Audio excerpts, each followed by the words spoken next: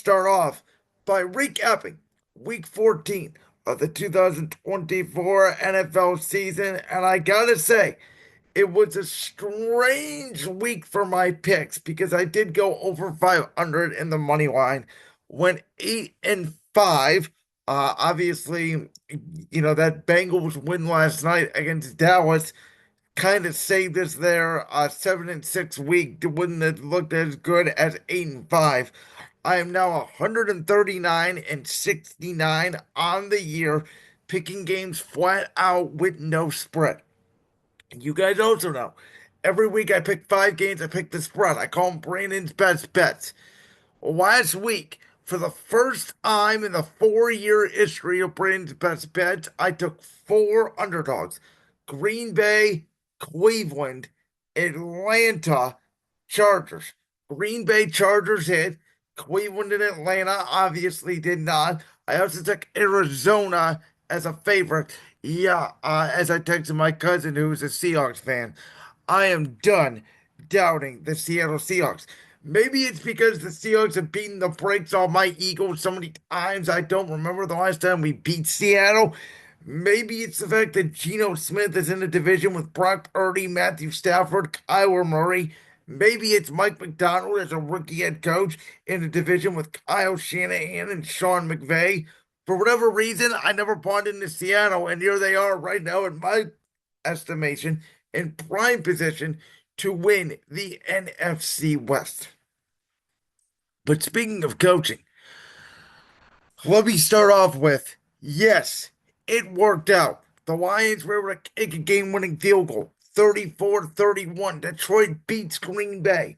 But in my opinion, and me and Jalen Sandvik, you guys know we're great friends. You guys know Jalen. He's going to be on the Brandon's World Christmas special this year, which, by the way, is premiering December 20th, a week from Friday. That's where I recap the year in sports in 2024. I bring on great guests. You guys know we're going to have a great time with that. Make sure to stay tuned. But we were texting and we were talking about the decision, and Jalen had said that, he knew Dan Campbell was going to go for it in that situation because that's what Dan Campbell does. But he would have not done it. He would have kicked the field goal, and I completely agree with Jalen here. Listen, it's 4th and 1. It's a tie game. You're at the Green Bay, what, 37, 35-yard line, something like that. There's 43 seconds left on the clock. Green Bay had already stopped you multiple times on 4th down and in short yardage situations. If you kick the field goal and go up 3, in my opinion, the worst thing that will happen to you there was Green Bay would drive down, they would kick a field goal, and if they make it, you go to overtime and you play the percentages. You're at home. Your offense has been moving the ball. I understand Jordan Love and Green Bay's offense has been moving the ball, but that is also what I would bring into consideration because if you don't get it there, Green Bay's only what, 20, 25 yards away from being in field goal range, and I get they don't have a timeout. But again, the way Jordan Love and company were moving that football, I suspect that they don't get it there. Green Bay is going to get in field goal position. They're going to kick a game winning field goal. And you go from being in position to being in the number 1 seed in the NFC to potentially going down to the 5 seed in the NFC. And with Green Bay only being a game back, you would be in danger then of potentially dropping all the way down to the number 6 seed in the NFC. So I did not think the risk was worth the reward. For Green Bay, same pattern here, obviously, over and over again. They have 4 losses this year, as I already mentioned: Philadelphia, Minnesota, and twice to Detroit. That is why they are presumably going to be the number 6 seed in the NFC, and I suspect they will go on the road to play the NFC West winner, which this coming Sunday they go to Seattle.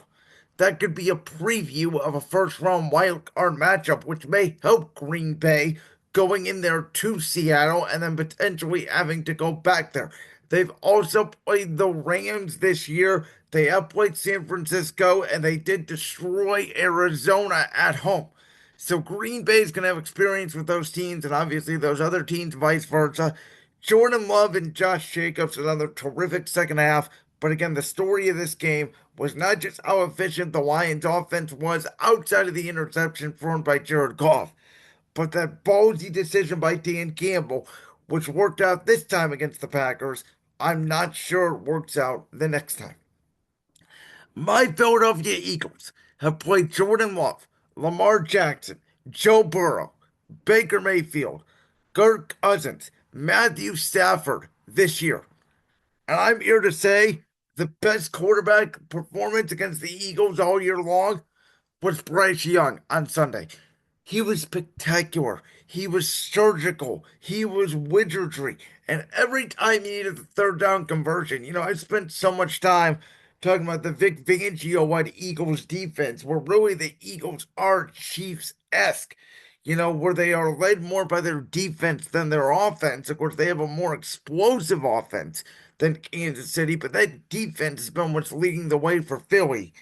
And Cooper DeJean got absolutely worked in the slot. He's been a great rookie all year long, but Adam Thielen took him to school on Sunday. And Bryce Young makes that perfect pass to Xavier Legette. Obviously, if Legette catches that pass, there's 40 something seconds left on the clock. We'll see if Jalen Hurts can work the Eagles down in field goal range. But now there is drama in Philadelphia. As Brandon Graham, of course, the great defensive end who tore his triceps and is out for the season after the game against the Rams a couple weeks ago, came out and said that Jalen Hurts and AJ Brown are basically not friends anymore. And AJ Brown was criticizing the passing game, which obviously Jalen Hurts only 108 yards. It was not good. There's multiple videos of film where AJ Brown is wide open, second play of the game, multiple plays of the game in the red zone. Jalen Hurts does not throw in the football. I don't know if it's something or not. This is why Nick Sirianni to me gets paid the big bucks. I think this will only be a story if my Philadelphia Eagles collapse again. And it may start here. This is a big game now at home against Pittsburgh. We all know Bills, Lions are on the docket, Steelers, Eagles on the docket. Both games at 4:25 Eastern Time this Sunday in Week 15 in the NFL. To me, I don't want to make anything of it yet. There's all sorts of drama. I think when AJ Brown was saying with the passing game, I personally want to think that he was talking about if they want to get to the Super Bowl and him not being a diva receiver. But we know AJ Brown wants his targets. We know he wants his stats. We know he is an emotional player. We know this about all great wide receivers. They're all great. But as we've seen in Buffalo's case, sometimes you have to get rid of the noise. I think that this game now against Pittsburgh, who by the way defeated Cleveland 27 to 14, and Jameis Winston did what Jameis Winston did. I trusted the Browns, and to be honest with you, if Dustin Hopkins makes his field goals, it's probably a closer game than what the score indicates at 27 to 14. But Russell Wilson, even without George Pickens, who was out this game with an hamstring, I think Pittsburgh was kind of holding him back for this massive matchup at Philadelphia. We know the Steelers historically, of course, do struggle in Philadelphia. The Browns are just a mess. I don't know what they're gonna do. I talked to my friend Andy Z. You'll hear that interview on Friday. We talk about Kevin Stefanski, Andrew Berry, Deshaun Watson, the whole Brown situation. They're a mess. Jameis Winston is a fun roller coaster ride. You get what you get with Jameis, but that Pittsburgh Philadelphia game is huge.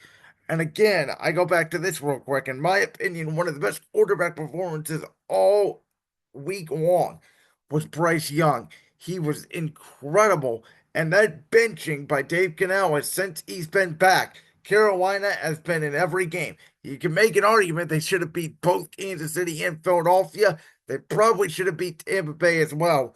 Do they finally get over the hump here and beat Dallas at home this week?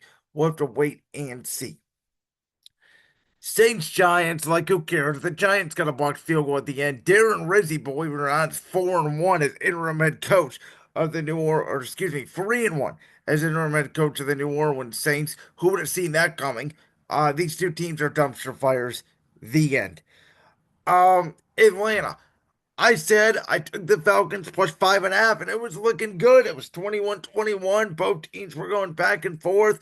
They're in the fourth quarter, and then that Atlanta secondary just got torched. Kirk Cousins kept turning the football over. Jordan Addison and Justin Jefferson, excuse me, had massive days for the Minnesota Vikings, each scoring at least 2 touchdowns. Sam Darnold with, 6 incompletions, 5 touchdown passes thrown, trying to get himself back in the MVP conversation, obviously, with that big performance. And at this point right now, the Vikings have 2 losses. Philly has 2 losses. Detroit has 1 loss.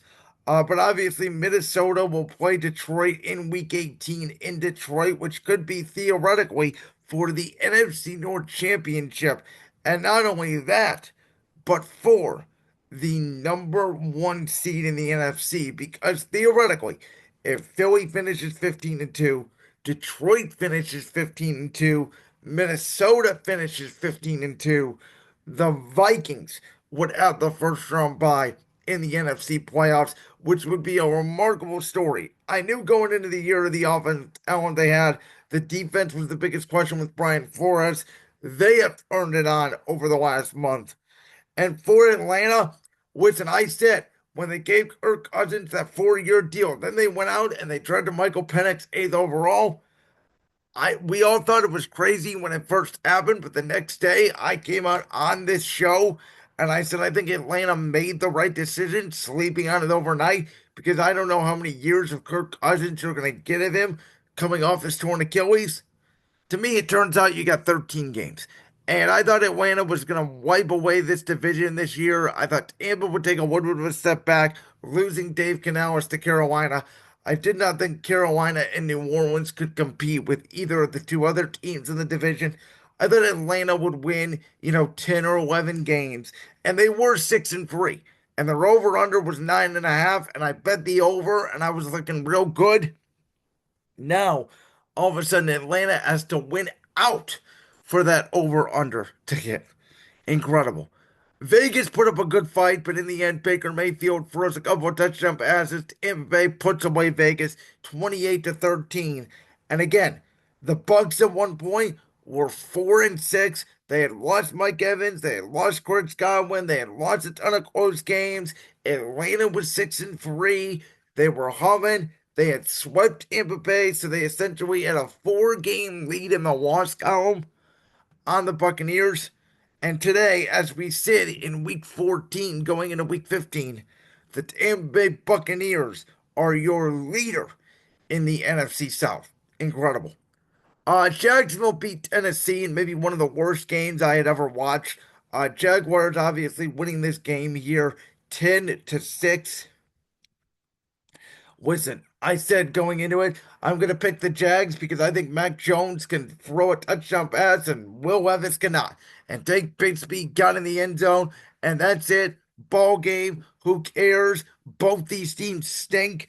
Brian Callahan, the former Bengals offensive coordinator, now gets to play Cincinnati next week. That may be an intriguing factor, but in the end, I don't even think the Bengals defense can make Will Levis look like a capable NFL quarterback. Though, we'll see about that.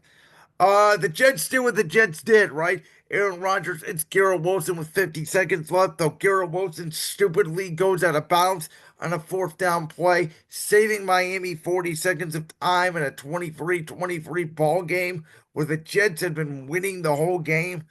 Obviously, if he stays in bounds there, the Jets are essentially kicking a game-winning field goal. Instead, they give Miami time. Tua, who had a bad first half and a surgical second half, comes back. They get Jonnu Smith going, who had not had a catch going into the fourth quarter of this game. He gets 3 catches as well as the game-winning touchdown on the overtime drive.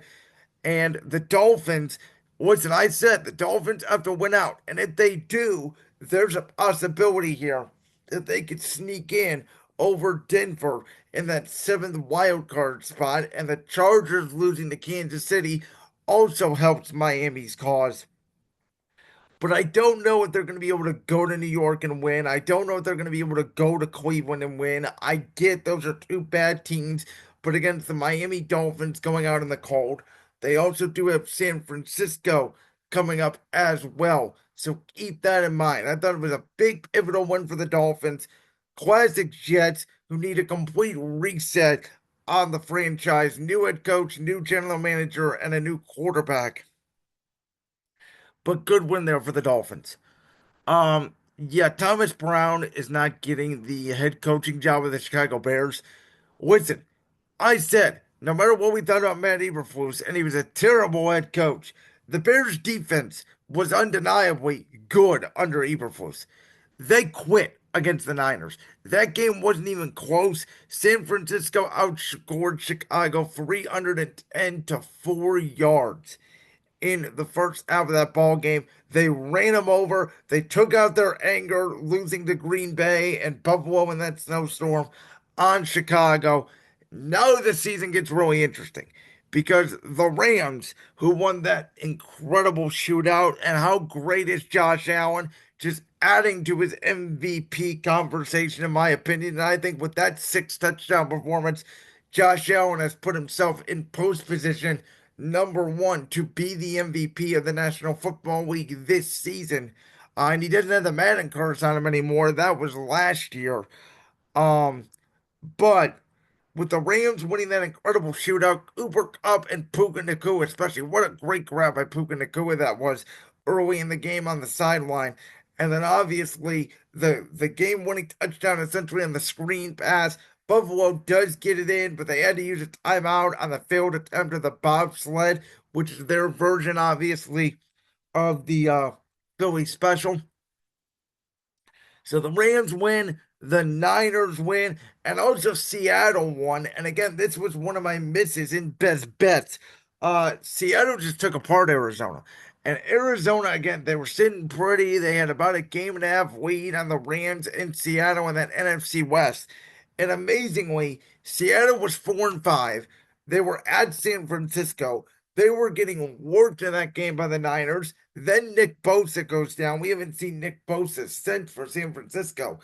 And that, what was it, a 12-yard scramble or maybe a 16-yard scramble by Geno Smith when, the score was six. I believe the score was what, 16-12 at one point, because I think Seattle won 20-16. Whatever the case was, they were down by 4. They needed a touchdown. That scramble by Geno Smith to give Seattle that win on the road against San Francisco, maybe the catalyst for the Seahawks turnaround here, because they have not lost the game since. They're a very streaky team this year, right? They started 3-0, then they go to 4-5, and now they're 8-5.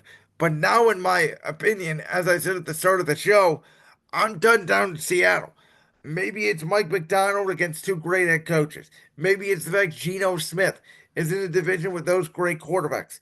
I knew they had the weapons. I didn't know how good, even with Mike Macdonald, who's a defensive minded coach, how good their defense would be. And we saw, in the middle of the year, they were sort of rocky. They were giving up a ton of points. But San Francisco won, Rams won, Seattle won. With that Arizona loss, that NFC West is so tight, it's going to come down to the last game of the season. And then the Chargers, who were getting destroyed 13-0 at halftime, and by destroyed 13-0, I mean the fact that Justin Herbert could not complete a pass.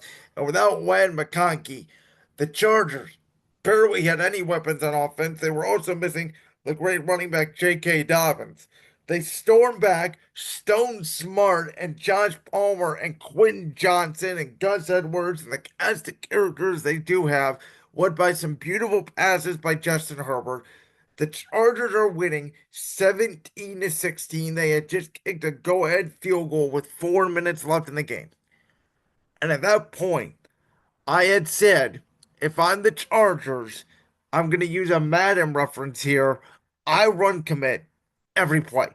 I let Kansas City score. I don't care if they get a touchdown because I want the ball back in Justin Herbert's hands. I want this game decided by my offense, not by my defense and Kansas City's offense, because I knew exactly what the Chiefs were going to do. Patrick Mahomes is going to make some incredible plays, whether it's make a guy miss, whether it's a jump pass, they were going to bleed the clock out. They were going to barely make some third down conversions, and they were going to kick a field goal. I didn't know it was going to doink up the upright and in. Oh my God. The luckiest 12 win, one loss team you may ever see in the National Football League, because these games come down to a heartbeat. And I keep saying, one of these days, Kansas City keeps playing with fire. The last blowout win they have, at the top of my head, was New Orleans. What was that, week five, week six? They keep playing with fire. One of these days, they're going to lose. And if it comes in the postseason, Patrick Mahomes and the Chiefs will not make the Super Bowl this year. That's not my prediction. I'm just telling you it could happen. And my God, the Chargers played one of the worst first halves you could ever play against this team. Even at 13-0, again, it felt like the Chiefs, Mahomes, Andy Reid, Travis Kelce, who did not have Taylor Swift in the crowd, as the broadcast actually mentioned, because she was finishing up her Eras tour in Vancouver. And they just, again, they make enough plays to win football games. Ugh, if you're a Chargers fan, because it officially means if you're going to see Kansas City again, it's going to be on the road, because the Chiefs have won their ninth straight AFC West title. And how about Dallas last night? They played their arses off against Cincinnati, though Jamar Chase, T. Higgins, another big day. It was a classic Bengals game, yet it was a classic Cowboy loss where they blocked the punt with the score tied 2020, but the ball does move forward. So at that point, even though you block the punt, when the ball moves forward, that's basically like saying, oh, it's returnable. You can't touch it if you're a Cowboy player. Obviously, the Cowboy player doesn't know the rule. He does touch it. Cincinnati recovers. The ensuing drive, touchdown, Jamar Chase, essentially ending the Dallas Cowboys season. Now we wait to see their decision on Mike McCarthy. But again, Cincinnati's got to win out. They know what they got in front of them, right? They have a game with Cleveland left. They have a game with Denver left. They have a game with the Tennessee Titans that's coming up this week against their old coach, Brian Callahan. And they have a game left with the Pittsburgh Steelers in Pittsburgh to close out the year. They could win at Tennessee. They could win against Denver at home. They could win against Cleveland at home. And then, depending on where the chips fall, depending on what Denver does, if the Chargers defeat Denver and even up that wild card spot, there is a chance, an outside chance. But the Bengals go into Pittsburgh with the Steelers rest their guys that they're already locked into the number three seed in the AFC. Of course, there's a possibility they're still battling for the division here. Baltimore, who I think will stop the Giants this week, if Pittsburgh loses to Philly and then they lose at Baltimore, all of a sudden that's a huge game. Um, for the Ravens to get back in the AFC North hunt. But Bengals went out. They're still alive. We know the talent they have. It just comes down to if that defense could get any stops. So, again, to recap here real quick, you guys know I took four underdogs. I took Green Bay, who did cover by half a point, 3.5. I took the Chargers, who did cover the 3.5. They lose by two. I missed Cleveland, Atlanta, Arizona in best bets. Money line. I missed Green Bay. I missed Atlanta. I missed Arizona.